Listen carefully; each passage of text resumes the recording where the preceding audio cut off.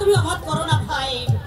মৃত্যুর সময় বাবা বলে গেছেন সনাতন বাবুর মেয়েকেই তুমি বিয়ে করো, আশীর্বাদীও তিনি সেরে গেছেন। তার অন্তিম আদেশ তুমি অমান্য করো না ভাই।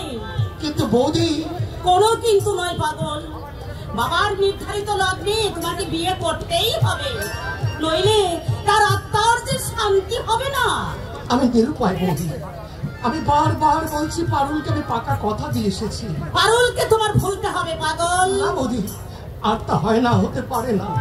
দীর্ঘ 3টে বছর ধরে আমি তার সঙ্গে ভালোবাসার খেলা খেলেছি।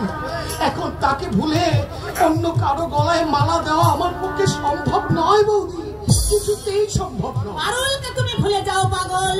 কলকাতার মেয়ে পাড়াগাঁয়ে এসে নিজেকে কখনোই মানিয়ে নিতে পারবে না। কিন্তু এখনো কিন্তু বেশ, তোর যা ইচ্ছে তুই তাই কর। দাদা, বড় হয়েছিস, সব কিছু বুঝতে শিখেছিস। আজ আর আমি কে? দাদা তুমি নাবালক ছিলি, তখন এই দাদার কথায় চলত।